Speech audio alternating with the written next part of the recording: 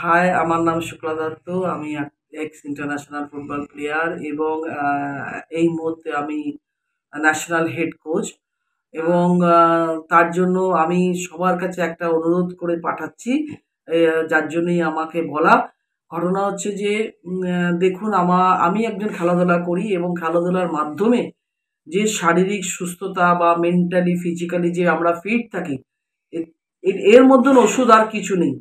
তাদের কাছে আজকে যারা ইয়াং জেনারেশন তাদেরকে আমি একটা কথা বলবো, যেসব ছেলেমেয়েরা এইসব হয়েছে তারা বাবা মায়ের মুখের দিকে তাকাতে হবে। তারা একটা আপকামিং জুনিয়র, তারা একটা লাইফ চালাতে চলেছে। তারা যদি এইসব আসক্ত হয়, তাতে শরীর মন দুটোই খারাপ হয় এবং ফ্যামিলি নষ্ট হয়ে যায়।